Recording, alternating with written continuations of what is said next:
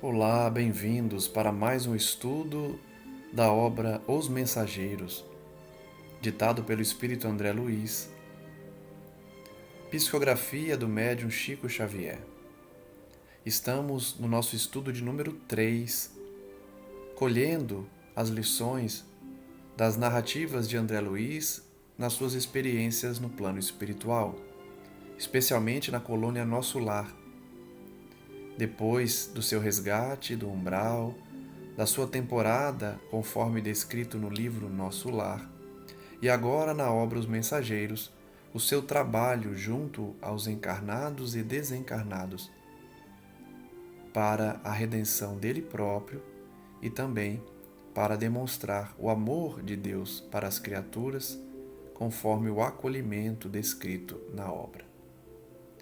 Estamos passando pelas lições dos médiuns e doutrinadores que falharam na missão e também das experiências de outros indivíduos que, como o André Luiz, também falharam em suas existências.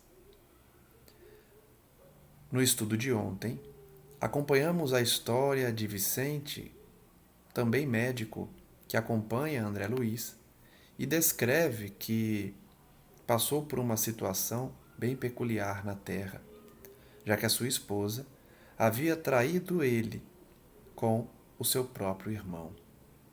E depois planejaram a sua morte, tendo obtido sucesso. Assim, Vicente desencarnou e agora contava que a sua ex-mulher e o seu irmão estavam juntos, ainda sem espiar.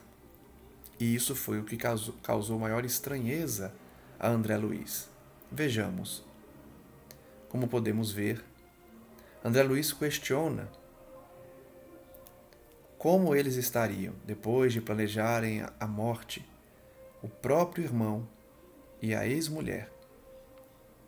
E Vicente responde que tudo vem a seu tempo, tanto no bem quanto no mal. Primeiro a semente, depois os frutos, já que ambos viviam uma vida relativamente tranquila. Eram materialistas, porém, ainda não haviam começado a expiar o mal que fizeram a Vicente. Percebendo então as tristes impressões, Vicente concluiu: não falemos mais nisto. Aproxima-se a hora da instrução. Atendamos às nossas necessidades essenciais, auxiliando os nossos amados que ainda permanecem à distância nos círculos terrestres. Notem que Vicente já traz um amadurecimento espiritual, já que não pensa mal da sua ex-mulher e do seu irmão, apesar do ato terrível que cometeram. Além disso, Vicente se preocupa em atender os necessitados, aqueles que precisam do auxílio fraternal, pedindo então a André Luiz que não insistisse no tema que foi objeto da sua última encarnação. Não se impressione, disse ele. A árvore, para produzir, não reclama as folhas mortas. Para nós, atualmente, meu amigo, o mal é simples resultado da ignorância e nada mais. Percebam então mais uma vez o quão maduro é Vicente, de enxergar na maldade, na verdade, uma grande ignorância e nada mais além disso. Aí há uma nota de rodapé sobre uma expressão que nós vimos e entramos no capítulo 5º, ouvindo instruções. André Luiz então diz que no grande salão, Aniceto esperava a ele e a Vicente, acolhedor. Fileiras enormes de assistentes enchiam o espaço vastíssimo. Homens e mulheres, aparentando idades diversas, permaneciam recolhidos, a demonstrar, porém, expectativa e interesse. Hoje, explicou o nosso orientador, dirigindo-se a Vicente de maneira particular, teremos a palavra de Telésforo, antigo lidador da comunicação, que pediu a presença de todos os aprendizes do trabalho de intercâmbio entre nós e os irmãos encarnados. Então André Luiz e Vicente, além de todos aqueles que estavam no recinto, iriam ouvir uma explanação de Telésforo, um antigo colaborador do setor de comunicação, que havia solicitado a presença de todos que trabalhavam no intercâmbio entre encarnados e desencarnados. André Luiz diz então que se sentou de forma confortável, aguardando a vez deles. Daí a alguns minutos, Telésforo penetrava no recinto, sob harmoniosas vibrações de simpatia geral.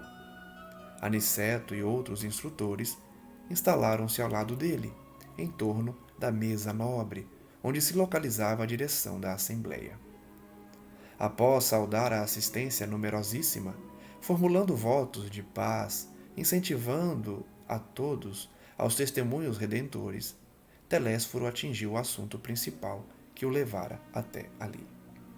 Vejamos então qual é o núcleo da mensagem de Telésforo, qual o tema da palestra dele para todos os colaboradores ali presentes. Agora, disse com autoridade, sem afetação, conversaremos sobre as necessidades da representação de nossa colônia nos trabalhos terrestres. Aqui se encontram companheiros fracassados nas intenções mais nobres e irmãos outros desejosos de colaborar nas tarefas que condizem com as nossas responsabilidades atuais. Então Telésforo iniciou a sua palestra, convocando todos a refletirem sobre a função deles ali. Serviriam como instrumentos, como comunicadores do mundo espiritual no plano físico, e ali estavam muitos que haviam falhado na última existência. Eles precisavam então refletir qual a função do Ministério da Comunicação na Terra. Referimos-nos às laboriosas atividades da comunicação no plano carnal. Vemos nesta reunião grande parte dos cooperadores de nosso lar que faliram nas missões da mediunidade e da doutrinação, bem como outros muitos colegas que se preparam para provas dessa natureza nos círculos da crosta. Então, ali presentes, naquele recinto, estavam os que falharam na missão da mediunidade e da doutrinação, além daqueles que estavam dispostos a auxiliar, que iriam à Terra, como André Luiz, para auxiliar os homens na divulgação da palavra do Cristo, especialmente através do exemplo da mediunidade e da doutrinação. Nossa repartição vem promovendo grande movimento de auxílio a irmãos encarnados e desencarnados, que se revelam incapazes de qualquer ação além da superfície terrestre.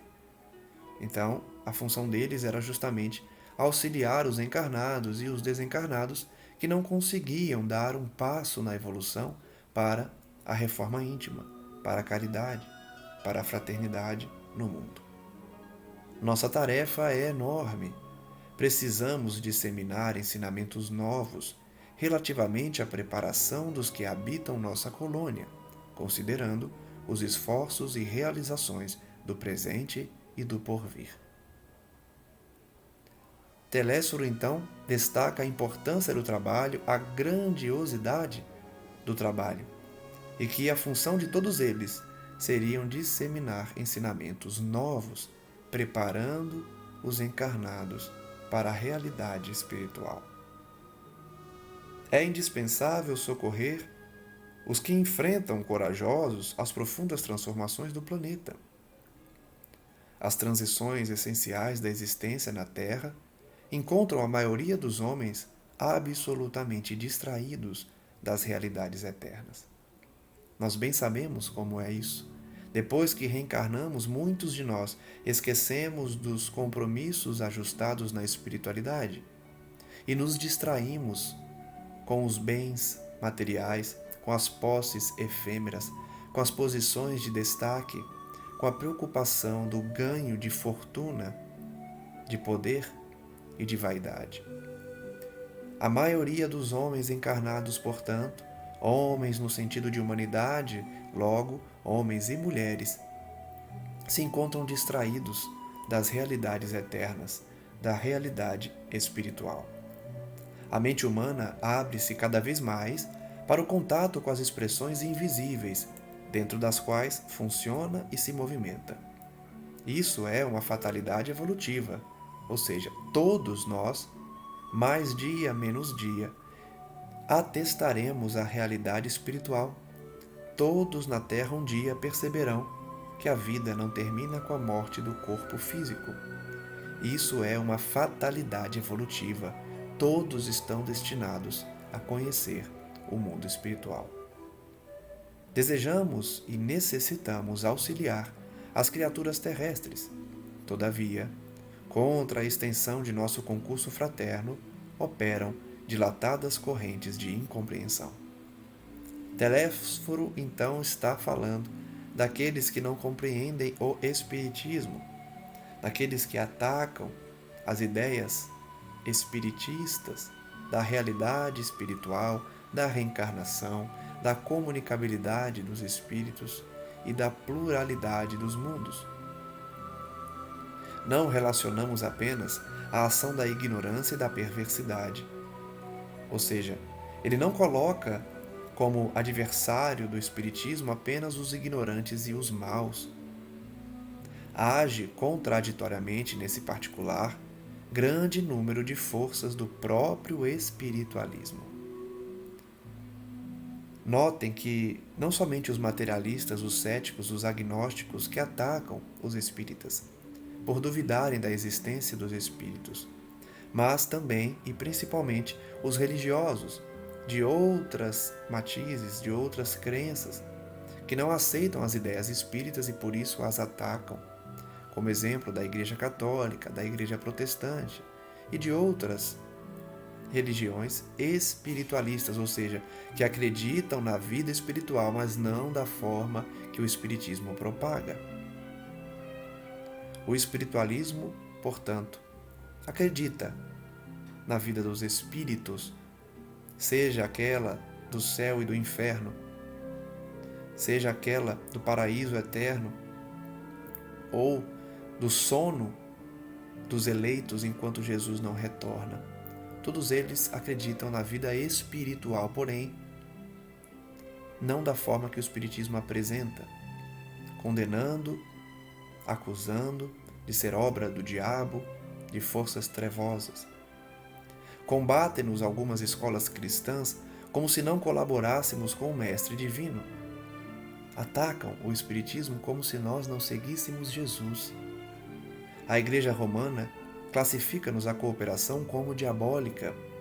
A Reforma Luterana, Protestante, em seus matizes variados, persegue-nos a colaboração amistosa. E há correntes espiritualistas de elevado teor educativo que nos malsinam a influência por quererem o homem aperfeiçoado de um dia para outro, rigorosamente redimido a golpe instantâneo da vontade, sem realização metódica. Ou seja, Telésforo aborda a incompreensão dos católicos, dos protestantes, mas também dos espiritualistas, que não têm a paciência de aguardar a evolução humana com o tempo, que leva realmente um grande período para se concretizar. No campo de nosso conhecimento da vida, não podemos condená-los pelo desentendimento atual. Nós não podemos condenar aqueles que pertencem a outras religiões e atacam o Espiritismo. Diz Telésforo: o catolicismo romano tem suas razões ponderáveis. O protestantismo é digno de nosso acatamento. As escolas espiritualistas possuem notáveis edificações. Toda expressão religiosa é sagrada. Todo movimento superior de educação espiritual é santo em si mesmo. Vejam que mente poderosa desse instrutor. Ele enxerga Deus em todas as religiões. Ele reconhece que toda intenção de elevar os homens é nobre, ainda que eles não compreendam a função do Espiritismo. Temos então diante de nós a incompreensão dos bons, que constitui dolorosa prova para todos os trabalhadores sinceros, porque afinal não estamos fazendo obra individual, e sim promovendo o movimento libertador da consciência humana, a favor da própria ideia religiosa do mundo. Telésforo então diz que o espírita é perseguido por pessoas boas, porque esses integrantes de outras religiões não são maus, a grande maioria. Eles não querem praticar a maldade, mas, por ignorância, condenam as práticas espíritas. Por isso, é tão difícil e tão doloroso sofrer a perseguição de pessoas que são boas, que querem o bem para a sociedade, mas ainda não desenvolveram o sentimento de aceitação, o sentimento fraterno e de suportar ideias contrárias aos seus entendimentos. Sacerdotes e intérpretes dos núcleos organizados da religião e da filosofia não percebem ainda que o espírito da revelação é progressivo, como a alma do homem. Vejam que Telésforo coloca que esses indivíduos, intérpretes do Evangelho do Cristo em outras religiões ou na filosofia, não perceberam ainda que o progresso humano é lento, que a revelação vem chegando aos poucos e não de forma total e direta, porque segue o progresso do indivíduo. As revelações, portanto, das leis de Deus somente se dá à medida que o homem avança, progride moralmente. Por isso o Espiritismo veio depois de tantos anos que Jesus trouxe a mensagem cristã, para aguardar o desenvolvimento, o progresso dos indivíduos, a fim de que os ensinos evangélicos fossem totalmente compreendidos. Foi necessário, portanto, aguardar a maturidade da sociedade para que o Espiritismo se manifestasse nas lições dos Espíritos, através das suas bocas, através das suas manifestações. As concepções religiosas se elevam com a mente da criatura. Muitas igrejas não compreendem, por enquanto, que não devemos espalhar a crença nos tormentos eternos para os desventurados, e sim a certeza de que há homens infernais criando infernos para si mesmos. Vejam que Telésforo orienta as outras religiões a não ensinar sobre os tormentos eternos, o inferno, a maneira que a Bíblia coloca, mas sim que os infernos existem nas mentes dos indivíduos desequilibrados. São os homens, os indivíduos, que produzem o inferno dentro de si próprios.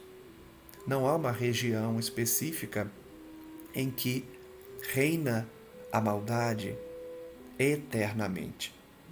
Ainda que essas regiões estejam localizadas em certos cenários do umbral e dos abismos, elas não são eternas, são temporárias. E cada indivíduo na Terra cria o seu meio após a morte.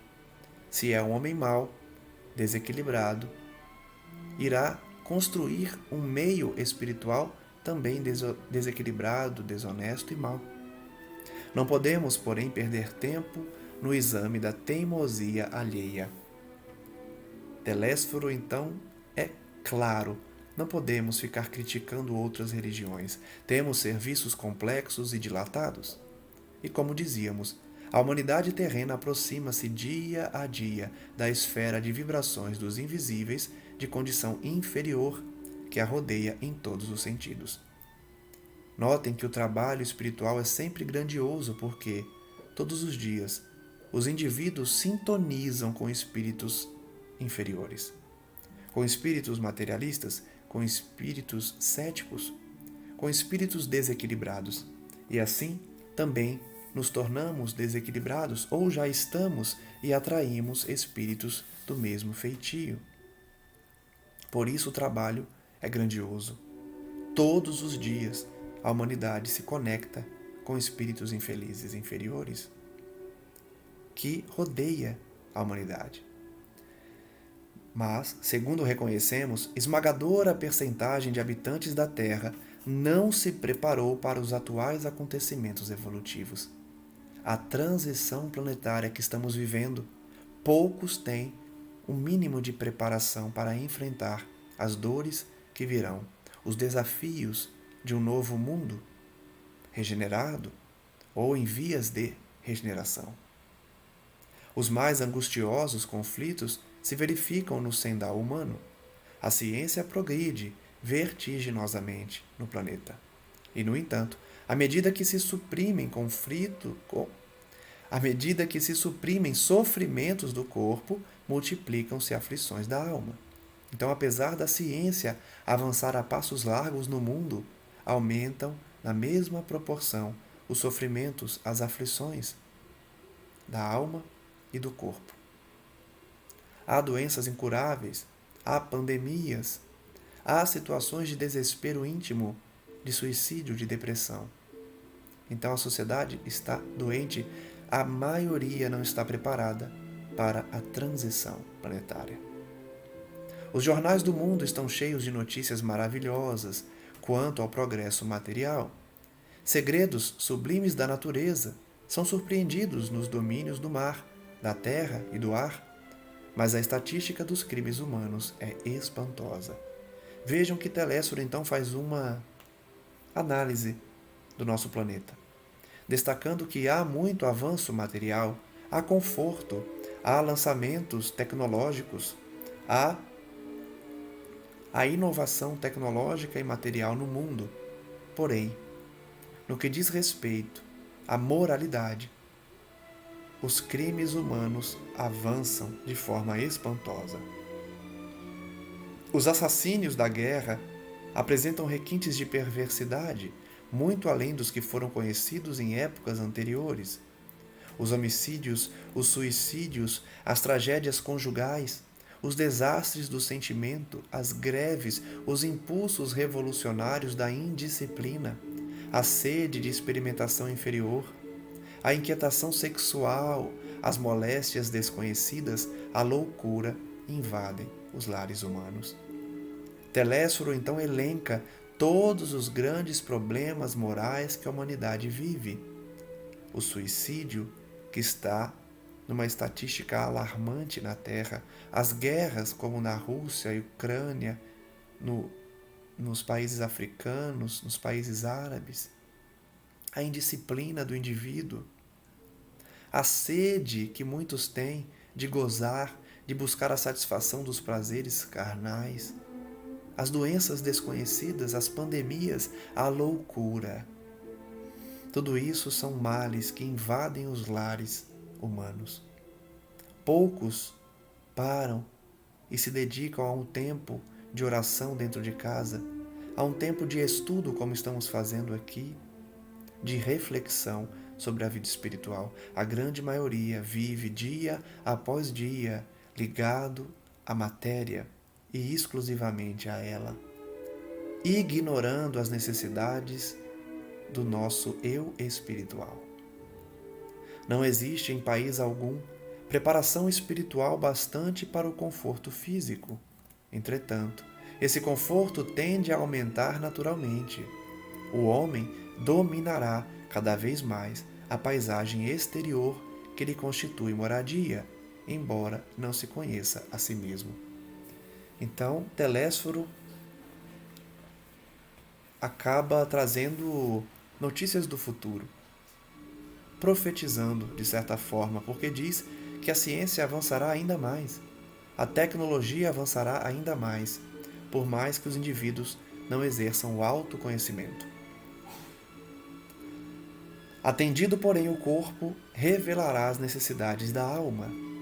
E vemos agora a criatura terrestre assoberbada de problemas graves, não só pelas deficiências de si própria, senão também pela espontânea aproximação psíquica com a esfera vibratória de milhões de desencarnados, que se agarram à crosta planetária, sequiosos de renovar a existência que menosprezaram, sem maior consideração, aos desígnios do Eterno.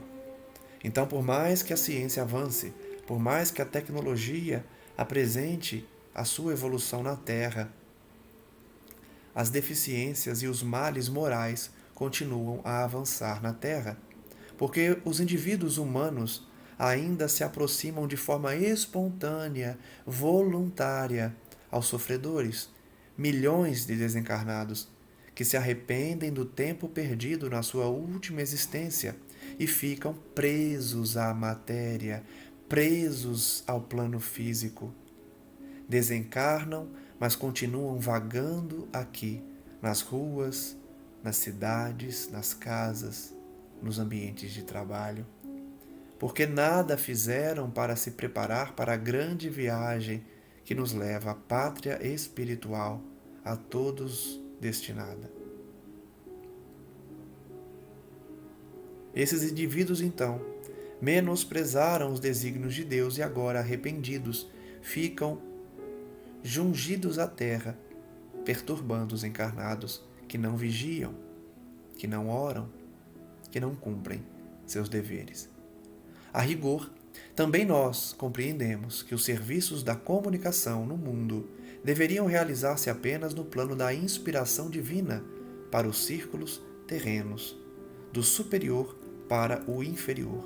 Mas, como agir diante de milhões de enfermos e criminosos nas zonas visíveis e invisíveis da experiência humana? Vejam que Telésforo então pergunta: o papel da comunicação deveria ser, de fato, apenas de inspirar os homens, apenas de orientá-los, levar a mensagem do Eterno para a Terra. Porém, não é suficiente esse encargo. Não se faz propício na Terra apenas divulgar a palavra. Por quê? Não há como falar de Jesus para a imensidão de enfermos e criminosos, encarnados e desencarnados, que ainda não querem ouvir dele, não querem saber de renovação espiritual. Pelo simples culto externo, como pretende a Igreja de Roma? Então ele pergunta: como espalhar a palavra do Cristo apenas cultuando as formas exteriores, a maneira dos hipócritas ao tempo de Jesus, fariseus e doutores da lei, que se preocupavam tão somente com as práticas exteriores, abandonando a necessidade da prática real da fraternidade e da caridade, e especialmente da reforma íntima, que não praticavam. Entendiam suficiente apenas cumprir aos rigores dos regulamentos criados por eles mesmos, fugindo da palavra de Deus. Telésforo continua a indagar: pelo ato de fé, exclusivamente como espera a reforma protestante? Ele está perguntando, então, como servir ao Cristo? Da forma que a Igreja Católica faz pelo culto externo? Da forma que a Igreja Protestante faz pelo ato de fé? Por mera afirmação da vontade, conforme certas escolas pontificam, escolas espiritualistas? Não. Não podemos, no entanto, circunscrever apreciações na visão unilateral do problema, ou seja, os problemas humanos, especialmente aqueles psíquicos e morais, não podem ser resolvidos apenas com atos exteriores, com atos de fé ou com a afirmação da vontade. É preciso ir mais além. Concordamos que a reverência ao Pai, a fé e a vontade são expressões básicas da realização divina no homem, mas não podemos esquecer que o trabalho é necessidade fundamental de cada espírito. Então, vejam que bonito Telésforo está dizendo aqui. Ele diz: a forma da Igreja Católica adorar a Deus, a forma da Igreja Protestante reverenciar ao Pai, bem como as escolas espiritualistas, são nobres. Essas formas são nobres. Porém, é preciso também trabalhar. Não basta o culto exterior, não basta repetir as orações, repetir as preces decoradas. É preciso trabalhar. E esse trabalho é tanto a reforma íntima, quanto o trabalho caritativo junto aos necessitados. Que outros irmãos nossos perseverem tão somente nas especulações teológicas. Nós, porém, encaremos os serviços do Senhor como se faz indispensável. Então, deixemos as discussões filosóficas, doutrinárias, científicas para outros irmãos.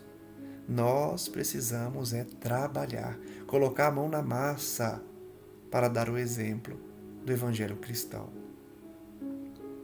A humanidade terrena, atualmente, é como um grande organismo coletivo, cujas células, que são as personalidades humanas, se envolvem no desequilíbrio entre si, em processo mundial de reajustamento e redenção. Telésforo, então, compara a humanidade como um grande sistema, como um grande corpo humano, onde os indivíduos são as células, que muitas vezes se desequilibram nesse contato mútuo entre elas.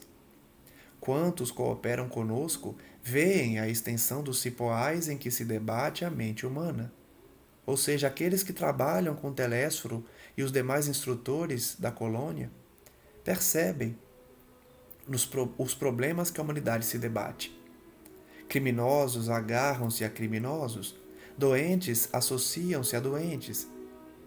Precisamos oferecer no mundo os instrumentos adequados às retificações espirituais, habilitando nossos irmãos encarnados a um maior entendimento do Espírito do Cristo.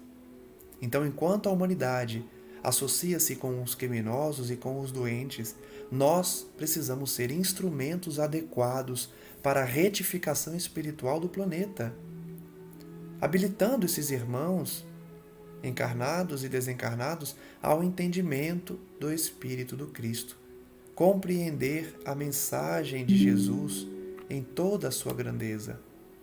Para consegui-lo, porém, necessitamos de colaboradores fiéis, que não cogitem de condições, compensações e discussões, mas que se interessem pela sublimidade do sacrifício e de renunciação com o Senhor.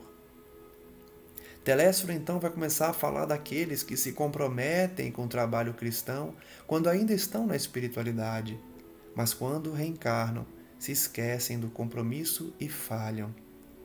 Ele destaca que o grupo de espíritos superiores que coordena o Ministério da Comunicação precisam de espíritos dedicados ao bem, comprometidos com a causa cristã, que não coloquem seus interesses acima dos interesses da coletividade, que não busquem, por consequência, compensações, presentes, regalias, mas sim renunciem aos bens da terra em favor dos valores espirituais.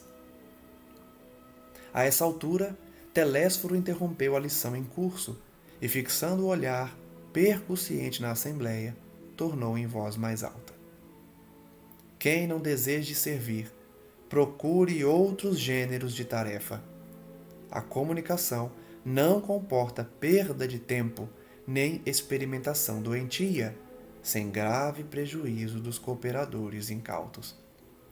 O Telésforo então está dando uma mensagem direta àqueles que estavam ali por mera curiosidade, por mera comodidade e que não tinham a real intenção de ajudar.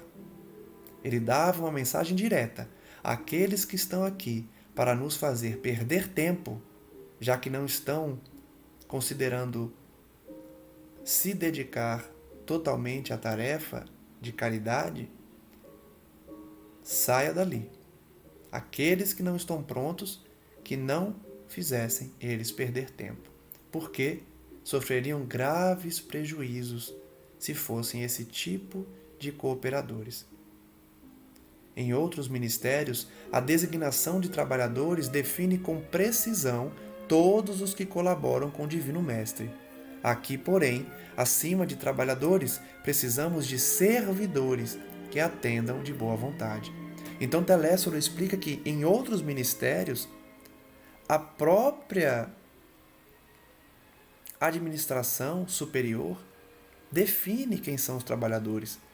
Lê a aura, o íntimo de cada um dos servidores e coloca eles nas tarefas pertinentes.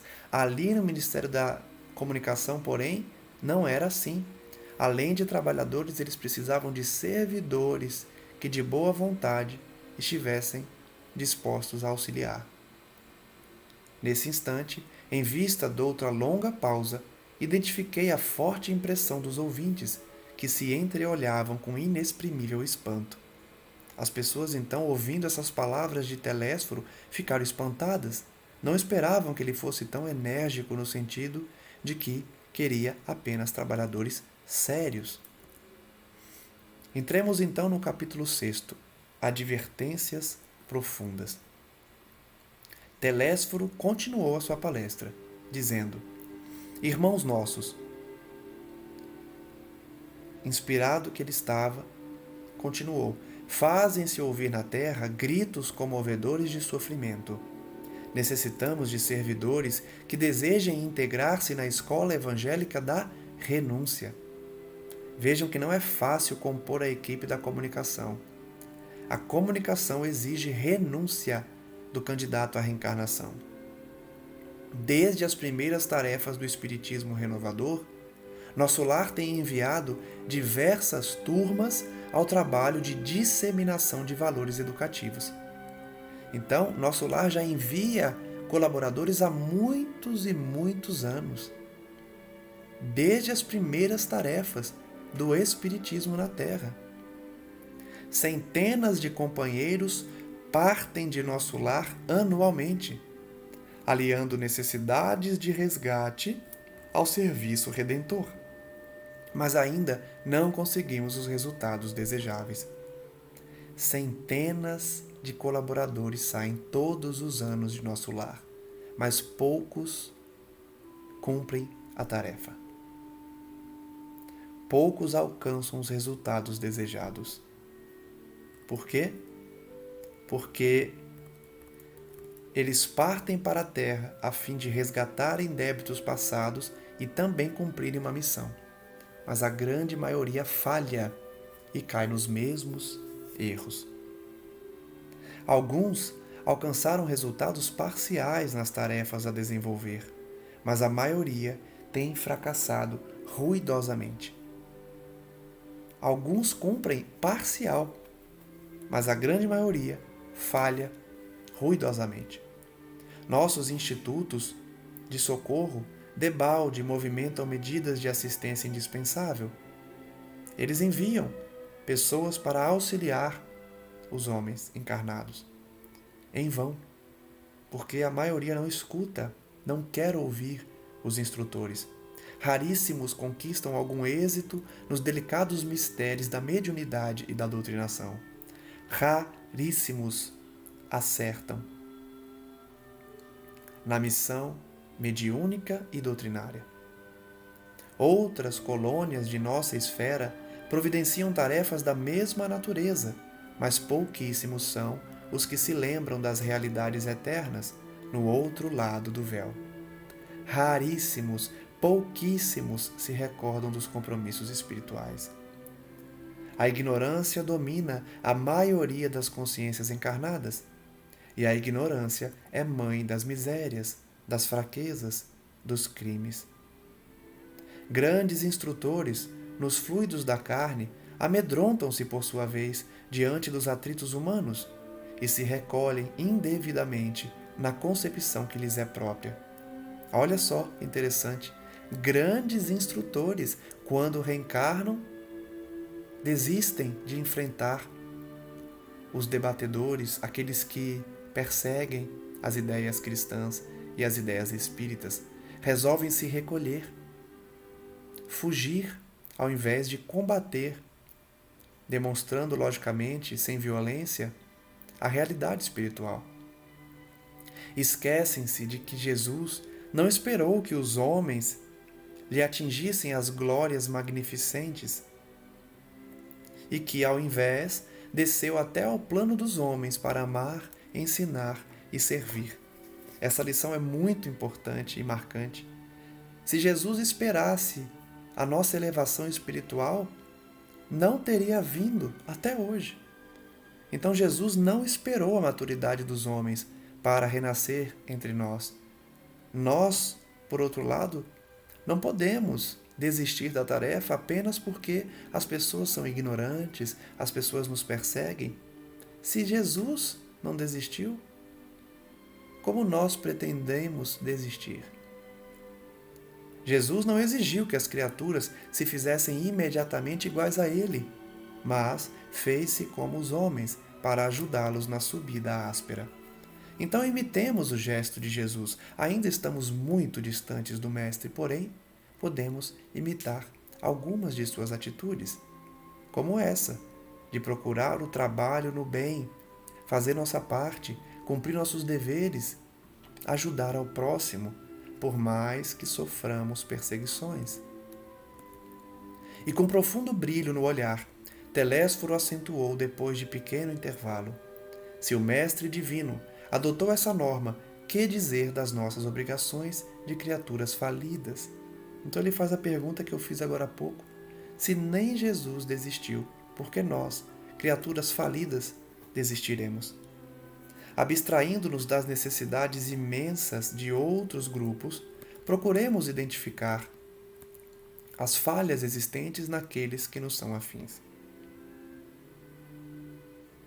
Ele pede, então, para os indivíduos ali fazerem uma autoanálise, uma análise daqueles que são afins a eles próprios. Em derredor de nós mesmos, os laços pessoais constituem extenso campo de atividade para o testemunho.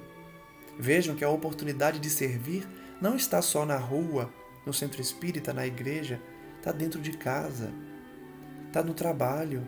Os laços pessoais constituem campo de atividade para o testemunho.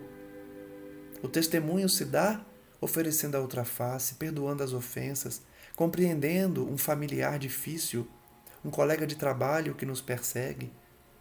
São nesses locais que nós damos o testemunho. Cesse para nós outros a concepção de que a terra é o vale tenebroso, destinado a quedas lamentáveis, e agasalhemos a certeza de que a esfera carnal é uma grande oficina de trabalho redentor. Primeiro passo, então, é não enxergar a terra como um lugar terrível de sofrimento apenas, de grandes dores e misérias. Pensemos na terra como uma grande oficina de trabalho redentor. Nós estamos aqui para trabalhar. Nós estamos aqui para nos redimir.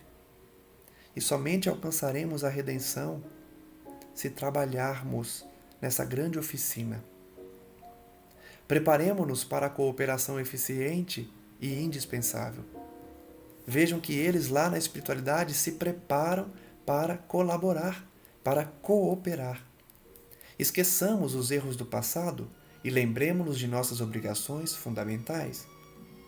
A causa geral dos desastres mediúnicos é a ausência da noção de responsabilidade e da recordação do dever a cumprir. Essa frase é importante, tanto que está destacada, porque muitas pessoas destacaram.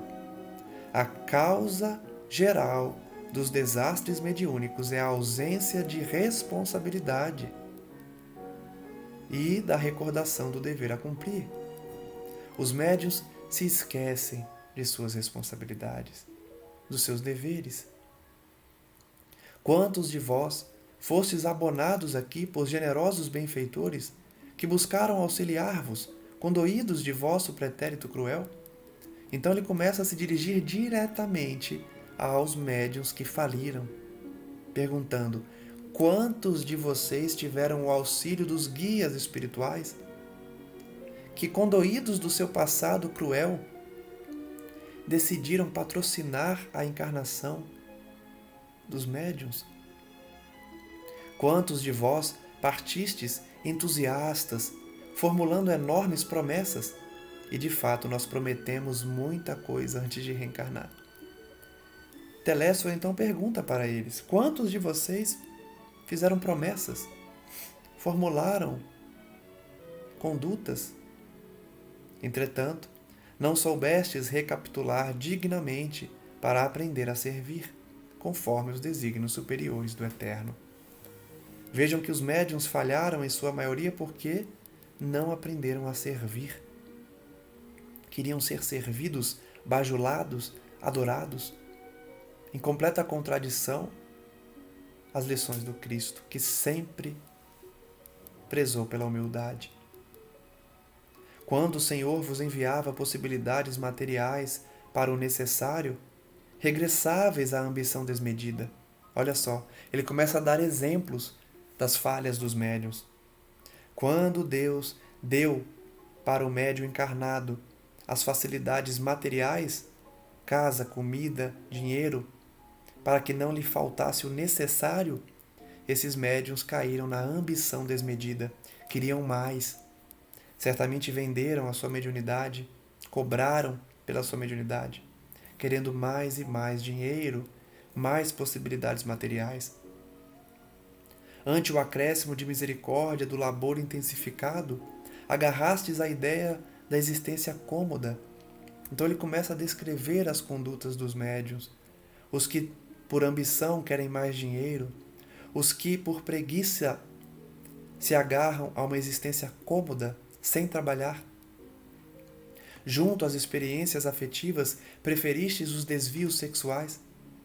Os médiuns que falham na sexualidade e também os doutrinadores, ao invés de honrar o lar, honrar a família.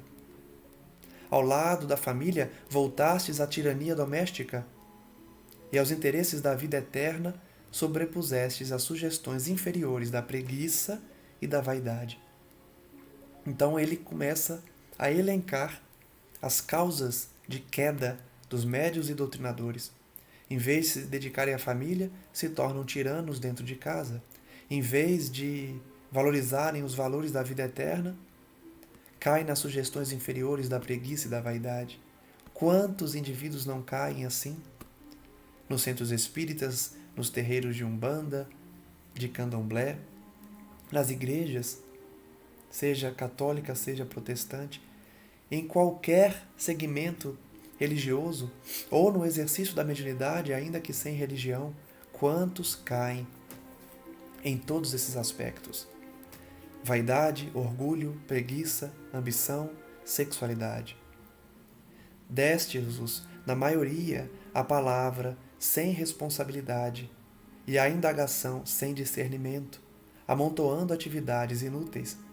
Então muitos médios perdem tempo discursando sem responsabilidade, se preocupando sem discernimento, fazendo perguntas sem sentido para a espiritualidade, perdendo um tempo precioso e acumulando atividades inúteis.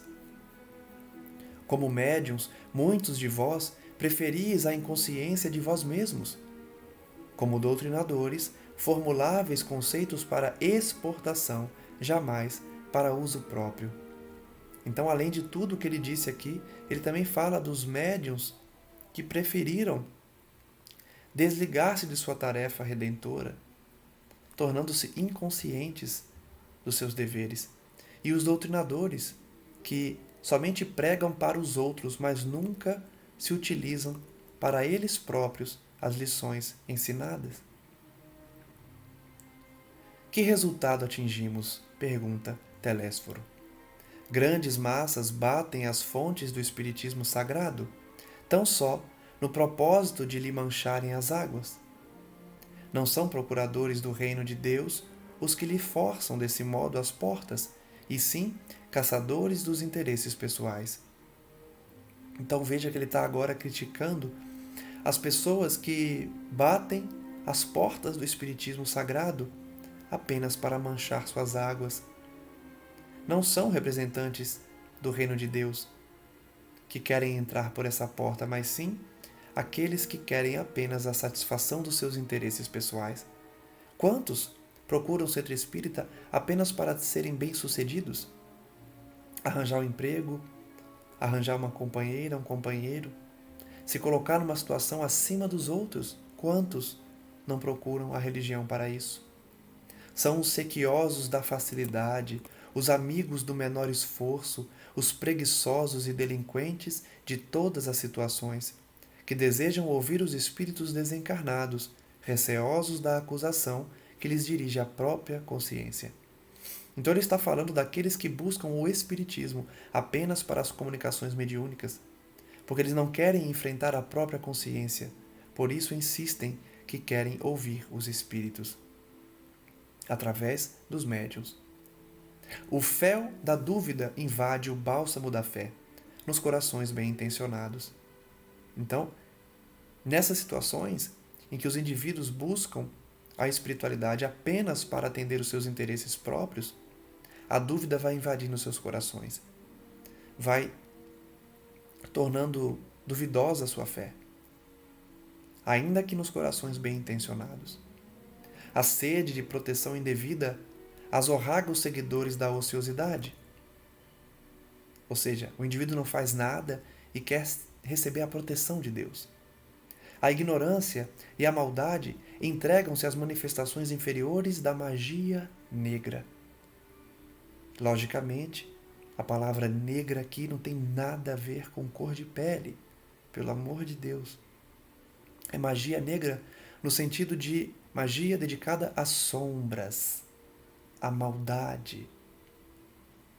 Então, o médium que se entrega à ignorância e à maldade se dedica à magia negra. Tudo por quê, meus irmãos?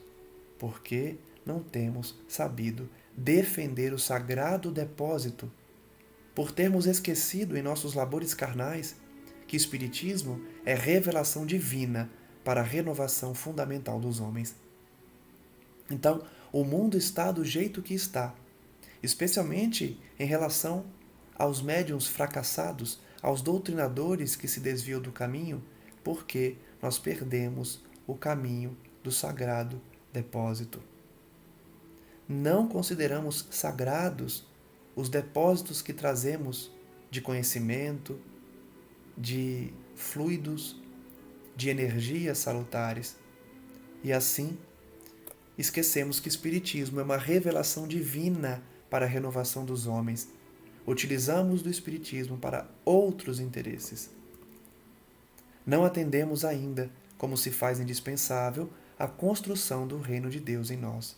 Há quantos séculos os Espíritos vêm nos trazer da necessidade da reforma íntima? De que nada adianta dedicar-se a uma causa espírita ou a um centro religioso sem a prática da reforma íntima, sem a construção do reino de Deus em nós. O primeiro passo é mudar de atitude, de pensamento, cultivar bons sentimentos dentro dos nossos corações. A partir daí, nós começamos a compreender a lei divina e passamos a ter uma certa autoridade para falar da lei de Deus e dos ensinos do Cristo para os outros. Primeiro nós temos que desenvolver o reino de Deus dentro de nós. Contudo, não abandonemos nossos deveres em meio à tarefa. Mesmo diante dessas situações todas que foram narradas aqui, de tanta iniquidade, atraso moral e ignorância, não desistamos de cumprir nossos deveres. Voltemos ao campo, retificando as semeaduras. Voltemos ao campo físico, reencarnando. O Ministério da Comunicação vem incentivando esse movimento renovador. Necessitamos de servidores de boa vontade, leais ao espírito da fé. Não serão admitidos os que não desejarem conhecer a glória oculta da cruz do testemunho, nem atendem aqui os que se aproximem com objetivos diferentes. Então, mais uma vez, Telésforo chama a atenção dos interessados, daqueles que estavam naquela assembleia buscando as suas palavras. Ele não queria ninguém na comunicação que não estivesse disposto a renunciar dando o testemunho, nem para aqueles que tinham outros interesses pessoais ao invés do interesse de auxiliar sem receber nada em troca. Reflitamos, portanto, no finalzinho do estudo de hoje, sobre as palavras de Telésforo, sobre a importância de cultivarmos a vontade divina em nossas vidas, especialmente com a reforma íntima, com a construção do reino de Deus em nós, evitando assim as influenciações negativas, deletérias e inferiores dos espíritos atrasados. Saibamos quais são os nossos deveres e cumpramos esses deveres, a fim de que não nos arrependamos na espiritualidade após o nosso desencarne. Porque o arrependimento do tempo perdido é terrível. E nós sempre teremos que retornar ao plano físico para saudarmos essas dívidas do passado e correr atrás do prejuízo pela preguiça, pela vaidade e pelo orgulho que cultivamos em existências anteriores. Agradeço a todos que acompanham esse estudo e convido para que amanhã continuemos com o estudo número 4 do livro Os Mensageiros, essa obra com tanta riqueza de conteúdo, já que é uma obra complementar da doutrina espírita, pelas palavras de André Luiz, em que recebemos o prosseguimento dos ensinos de Kardec também nas orientações práticas das vivências da espiritualidade. Finalizemos então orando, como sempre, pedindo à espiritualidade amiga que nos abençoe, que nos envolva, que nos guie os passos e que nós não deixemos de cultivar a oração diária, o estudo e a busca do aperfeiçoamento íntimo no cotidiano em nossas vidas, perdoando ofensas de familiares, de colegas de trabalho, de pessoas que convivem conosco na sociedade em geral, a fim de que sejamos cartas vivas do Evangelho onde Deus nos colocou. Essa é a nossa tarefa na Terra. Não nos preocupemos com a vaidade, com o orgulho, com as posições sociais, com a fortuna, porque Deus, que veste as flores, os lírios, que alimenta os corvos, os pássaros, não se esquecerá de nos alimentar, de dar-nos o mínimo necessário para a nossa sobrevivência. Por isso, não estejamos ansiosos pelo futuro, façamos a nossa parte, cumpramos o nosso dever e dessa forma receberemos por consequência as bênçãos do céu. Que assim seja, graças a Deus, e que a paz de nosso Senhor abençoe a cada um, hoje e sempre. Até amanhã e um forte abraço.